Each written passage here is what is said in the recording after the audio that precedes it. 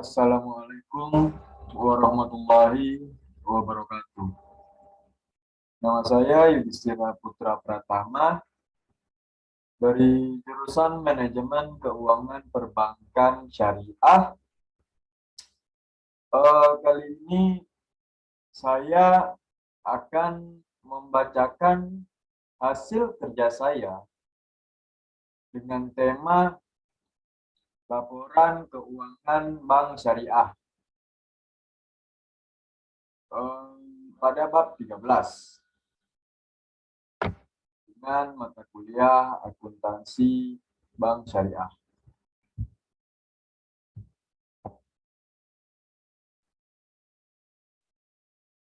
Yang pertama, komponen laporan keuangan.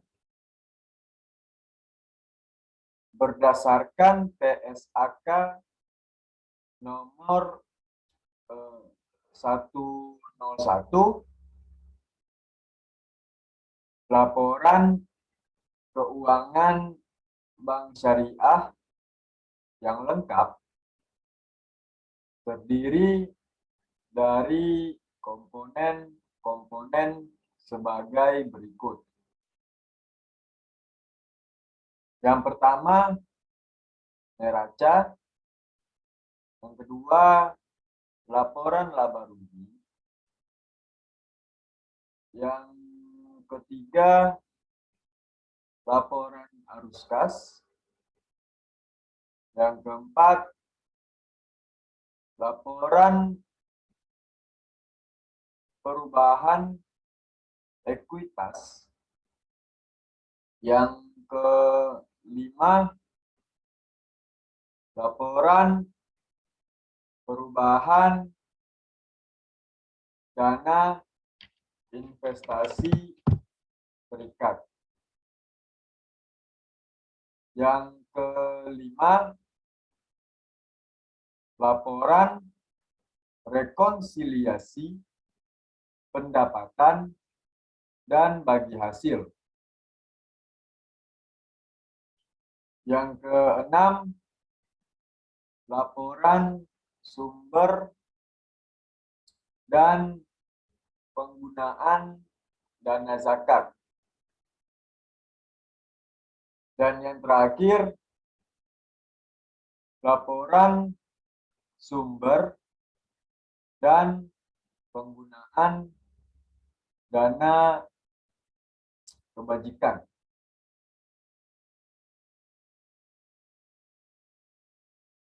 Catatan atas laporan keuangan, laporan neraca, laporan laba rugi, laporan arus kas, dan laporan perubahan ekuitas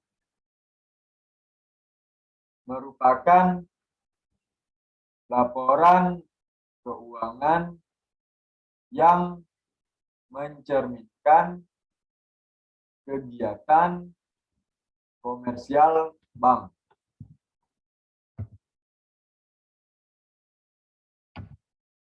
Laporan perubahan dana investasi terikat merupakan laporan keuangan yang mencerminkan perubahan dalam investasi terikat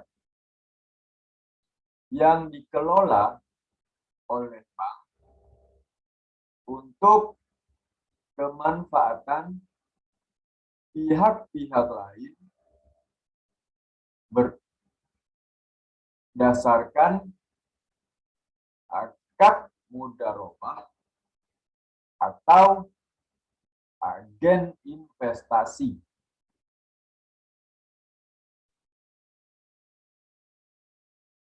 Laporan rekonsiliasi pendapatan dan bagi hasil merupakan rekonsiliasi antara pendapatan bank syariah yang menggunakan menggunakan dasar akrual atau accrual basis dengan pendapatan yang dibagi hasilkan kepada pemilik dana yang menggunakan dasar kas atau cash basis.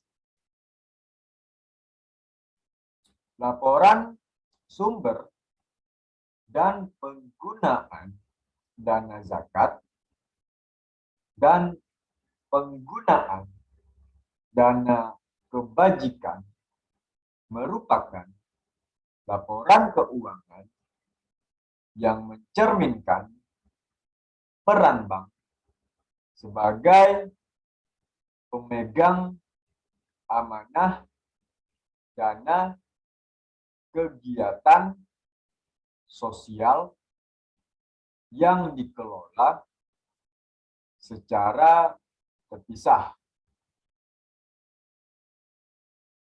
Laporan sumber dan penggunaan zakat merupakan laporan yang menunjukkan sumber dana, penggunaan, dan dalam jangka waktu serta sumber dana zakat yang menunjukkan dana zakat yang belum disalurkan pada tanggal tertentu.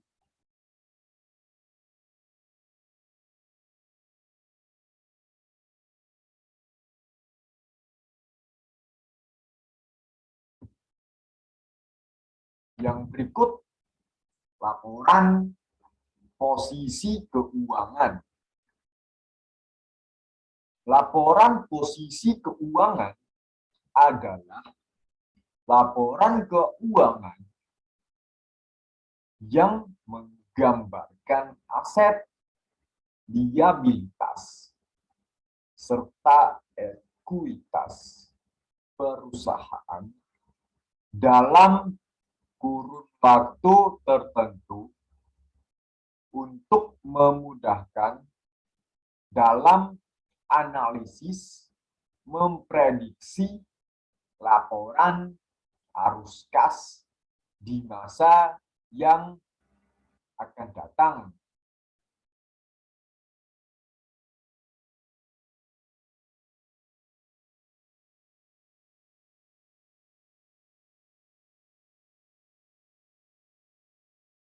Kegunaan secara umum laporan posisi keuangan serta laporan arus kas adalah untuk mengevaluasi resiko-resiko entitas dan arus kas pada masa depan.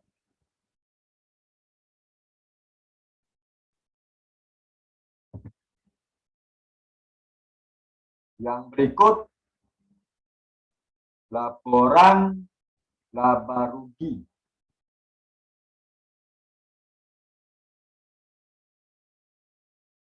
Pendapatan ini merupakan kelompok pendapatan operasi utama bank syariah atas penyaluran dilakukan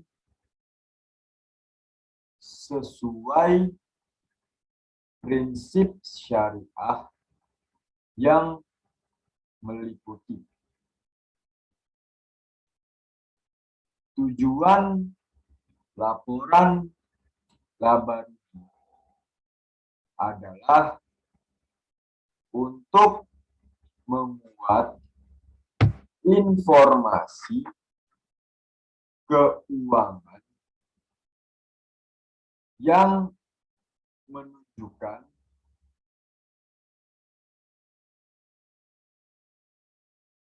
kinerja suatu perusahaan dalam satu periode tertentu. Pendapatan penyaluran yang menggunakan prinsip bagi hasil yang hak pihak ketiga atas bagi hasil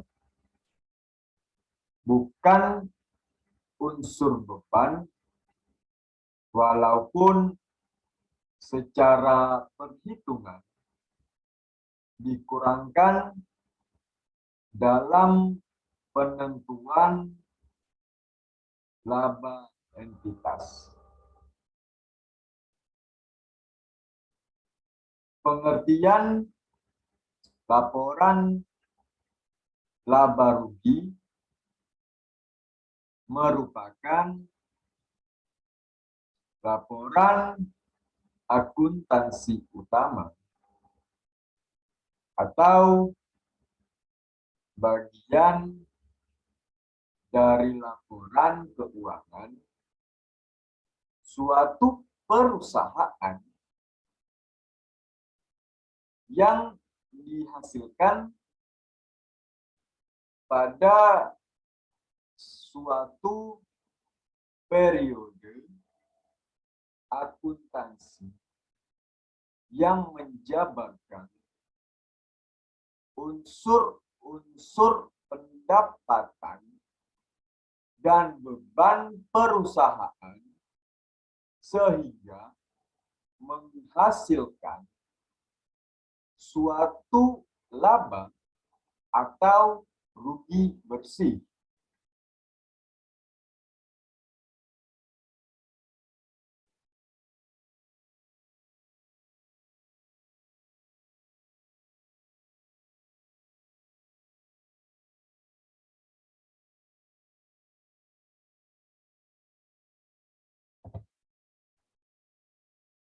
Laporan ini berfungsi untuk mengukur kinerja dari sebuah perusahaan. Adapun unsur dari laba rugi adalah sebagai berikut.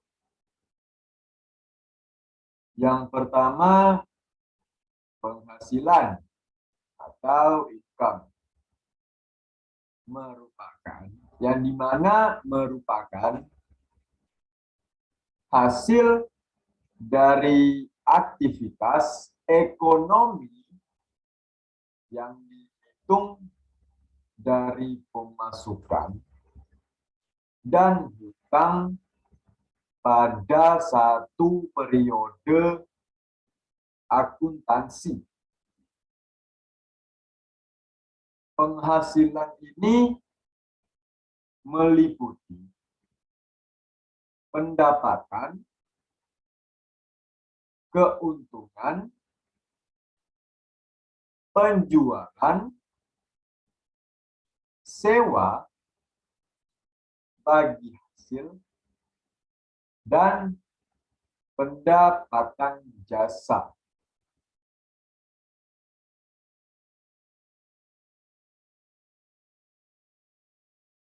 Yang berikut,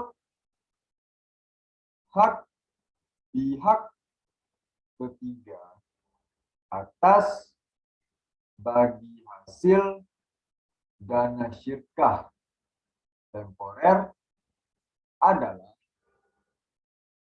hasil yang didapat dari bagi hasil mengenai kepemilikan dana, baik itu untung ataupun rugi pada suatu investasi.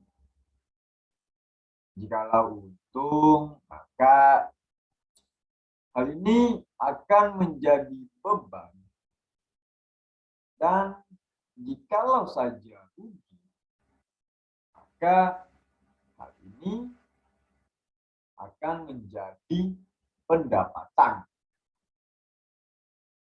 Yang berikutnya yaitu beban atau expense adalah tingkat penurunan manfaat aset atau pemanfaatan ekonomi lainnya pada satu periode akuntansi yang berujung pada hutang dikarenakan ekuitas yang menurun.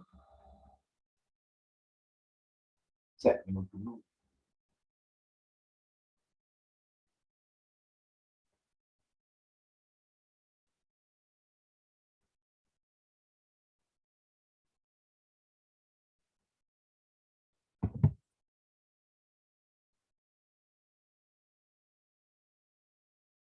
Yang berikut, laporan arus kas.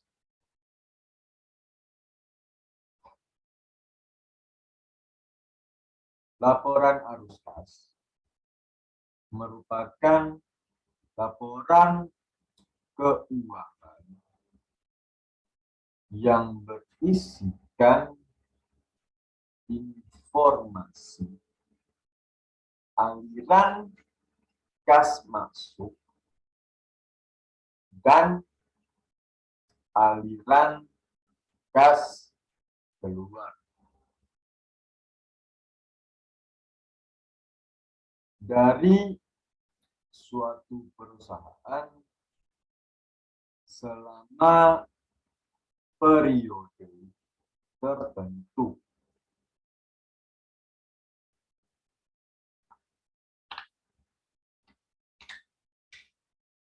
Informasi ini penyajiannya diklasifikasikan menurut jenis kegiatan yang menyebabkan terjadinya arus kas masuk dan kas keluar tersebut.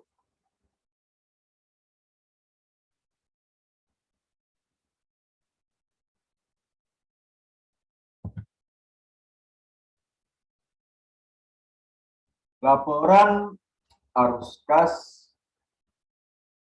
pada lembaga keuangan syariah tentunya hampir sama dengan konvensional, karena arusnya sama dan penggambarannya pun sama.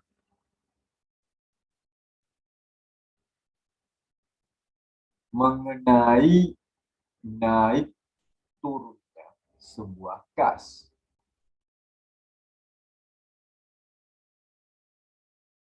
Kas ini diambil dari aktivitas ekonomi seperti operasi, investasi, dan finansial lainnya.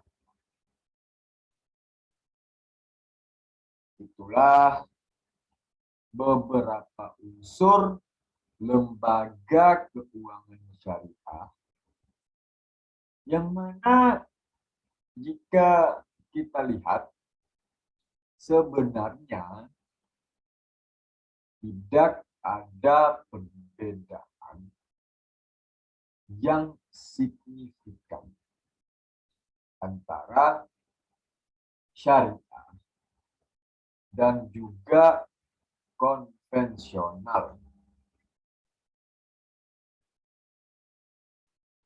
pasalnya beberapa unsur yang dinyatakan di atas juga hampir tidak ada yang berbeda. Namun, tetap pilihan mengenai konvensional dengan syariah kembali itu adalah pilihan Anda. Laporan arus kas Bank Syariah disajikan sesuai dengan PSAK nomor 2 mengenai laporan arus kas dan PSAK nomor 31 mengenai akuntansi perbankan dengan catatan menyesuaikan kegiatan dan transaksi bank syariah.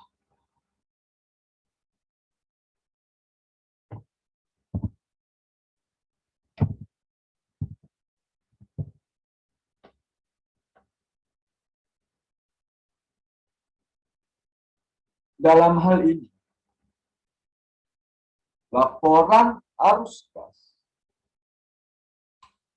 berguna untuk melihat yang pertama, kemampuan perusahaan memberikan informasi tentang kualitas, likuiditas suatu perusahaan. Yang kedua, kemampuan perusahaan menarik kas dari kegiatan operasionalnya. Dari mana? Yang berikut, dari mana kas atau dana diperoleh untuk membiayai investasi dan operasional perusahaan.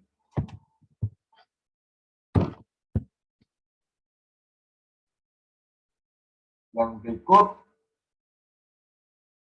apa yang dilakukan perusahaan dalam bidang pembiayaan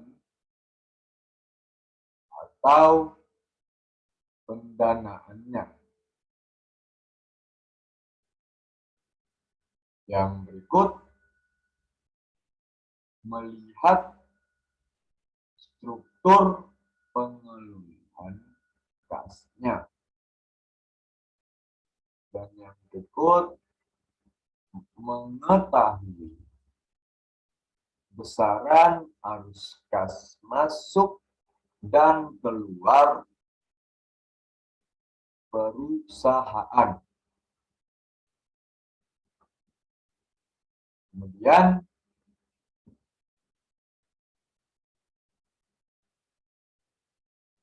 laporan arus kas berisi informasi di mana yang pertama,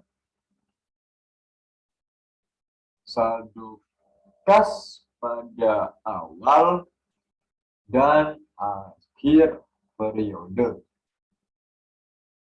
Dan yang kedua, arus atau sumber dan penggunaan kas yang berasal dari kegiatan operasional perusahaan. Yang ketiga, arus atau sumber dan penggunaan kas yang berasal dari kegiatan investasi.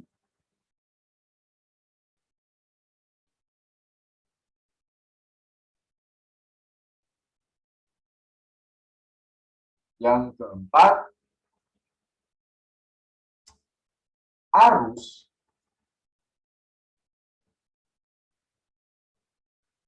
atau sumber dan penggunaan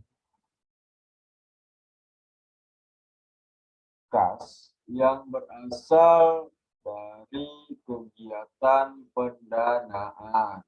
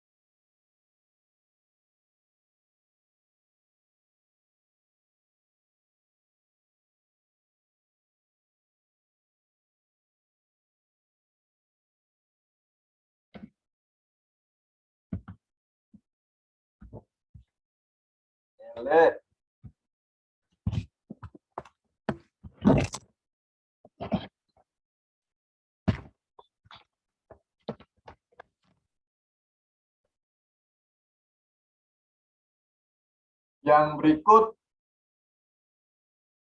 laporan perubahan ekuitas.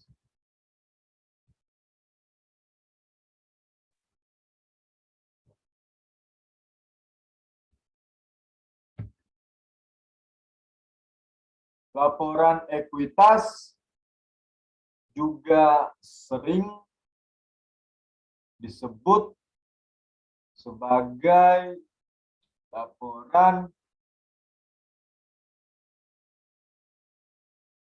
perubahan modal, yaitu laporan keuangan yang berisi informasi mengenai perubahan modal perusahaan, sebab segala aktivitas dasar pada periode akuntansi tertentu.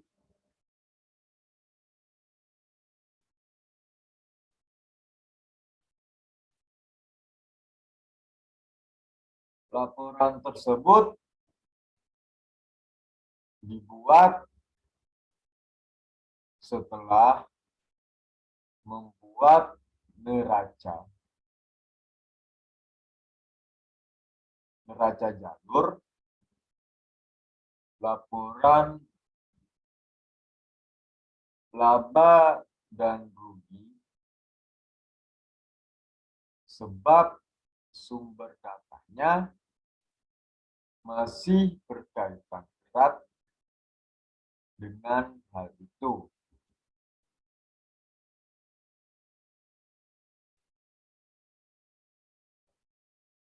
Di Indonesia,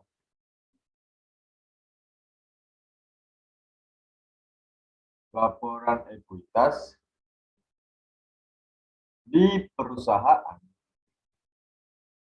yang tercatat di Bursa Efek Indonesia atau BEI diletakkan setelah laporan neraca dan laporan laba rugi.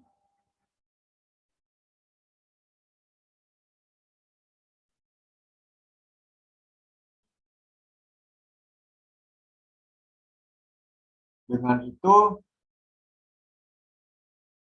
laporan ekuitas berada di posisi ketiga.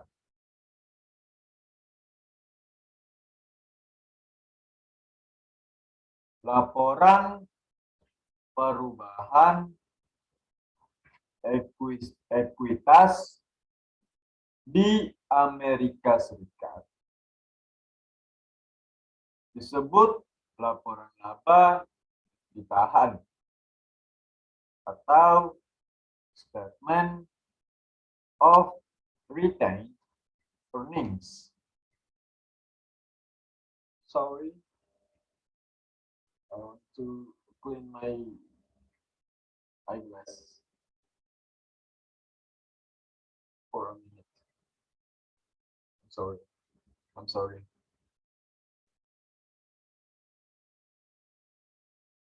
Okay, I'm done. Thank you. Laporan tersebut bukan sekedar catatan hitungan, namun juga mempunyai fungsi penting. Di antaranya adalah A. Sebagai informasi tentang posisi keuangan perusahaan.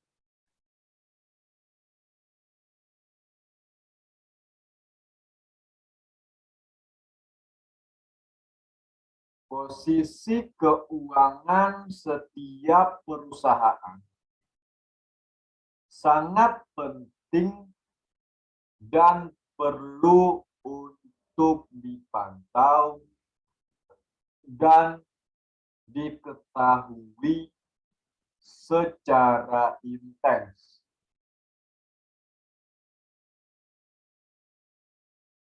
Oke. Data mengenai keuangan tersebut sangat berpengaruh terhadap aktivitas perusahaan baik selama produksi maupun yang lainnya. Oke? Hingga menentukan kehidupan perusahaan serta orang-orang yang berada di dalamnya. Oke, dengan begitu laporan perubahan ekuitas bisa digunakan untuk melihat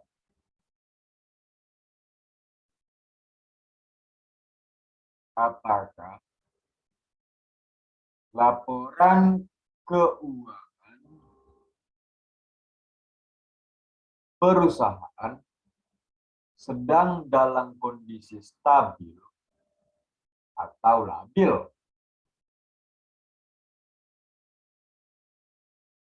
Maksudnya seperti untung atau buntung atau rugi.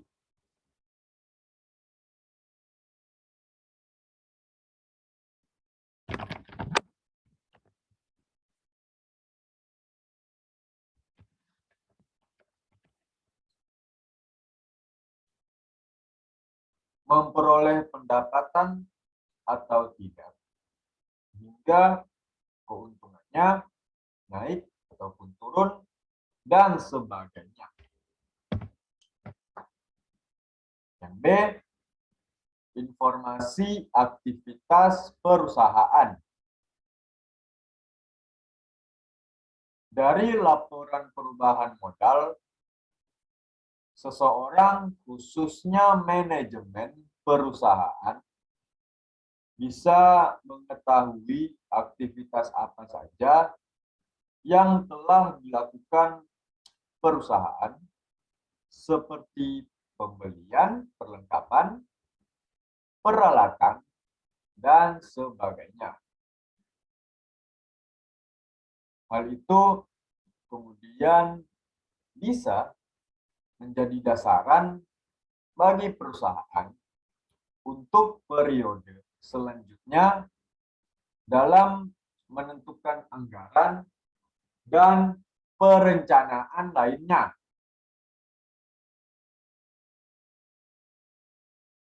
Yang C, informasi mengenai kas milik perusahaan.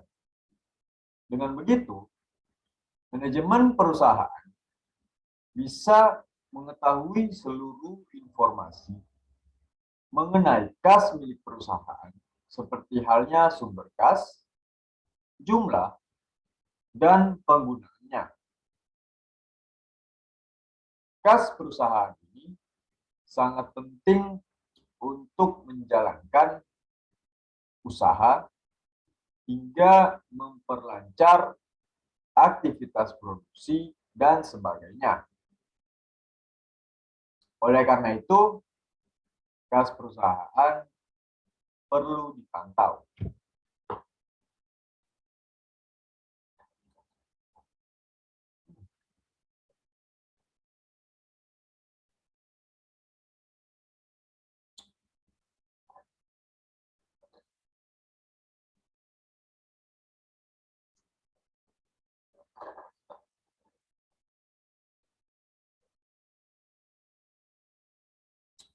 Yang berikut, laporan perubahan dana investasi terikat.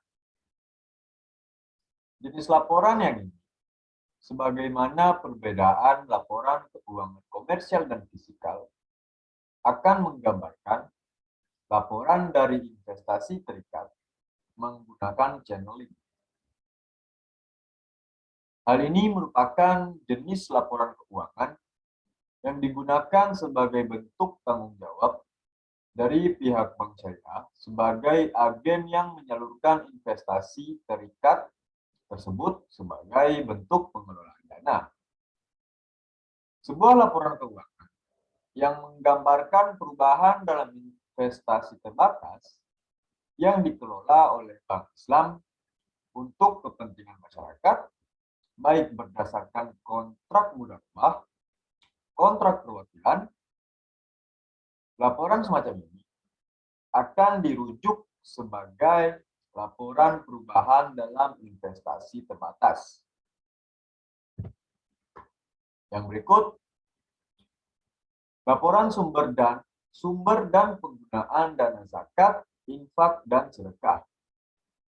Di Indonesia, pengelolaan dana ZIS telah diatur oleh Undang-Undang Nomor 38 Tahun 1999 tentang pengelolaan zakat. Undang-undang ini mengatur organisasi pengelola zakat atau OPZ yang boleh beroperasi di Indonesia. OPZ yang disebutkan dalam undang-undang tersebut adalah Badan Amil Zakat atau BAZ dan Lembaga Amil Zakat atau LAZ.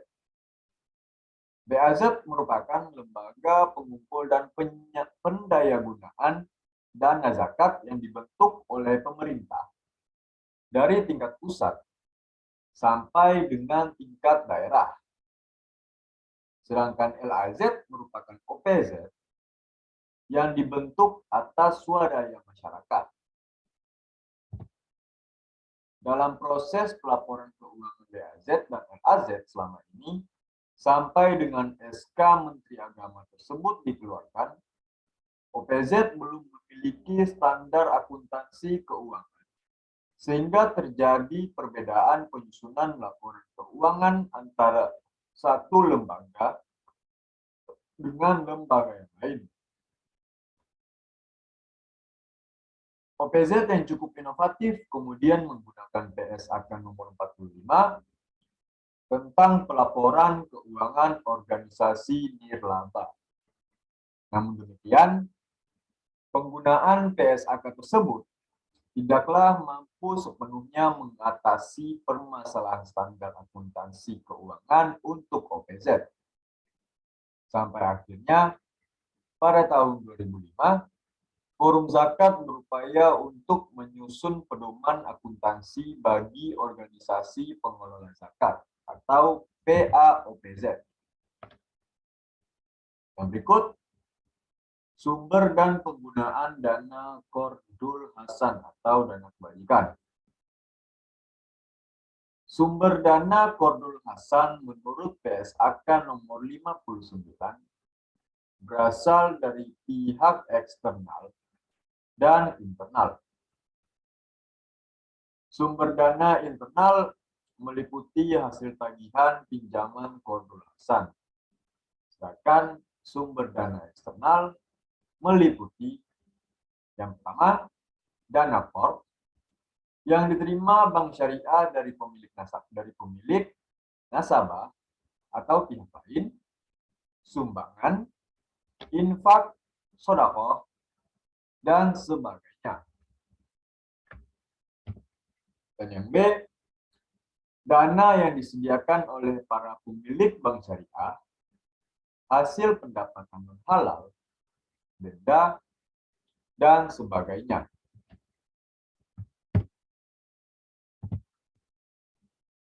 Sumber dana Qardul Hasan menurut PSAK 101 adalah infak dari bank syariah, sedekah, hasil pengelolaan wakaf, pengembalian dana kebajikan produktif, denda, dan pendapatan non-halal.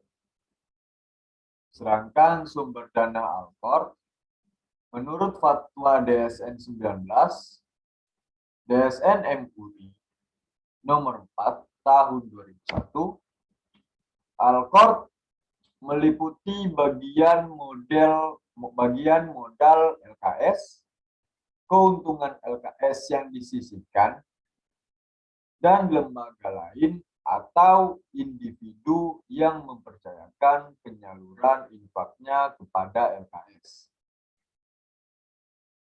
Penggunaan dana Qardul Hasan berdasarkan PSAK nomor 101 atau PSAK 101 adalah untuk dana kebajikan produktif, sumbangan, dan penggunaan lainnya untuk kepentingan umum.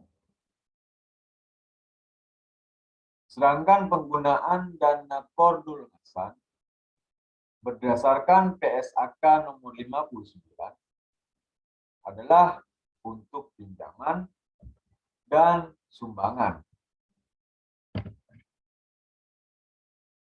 Terima kasih atas waktunya. Mohon maaf jika ada salah kata, serta kurang dan lebihnya juga mohon dimaafkan. Wabillahi taufiq wal hidayah. Wassalamualaikum warahmatullahi wabarakatuh.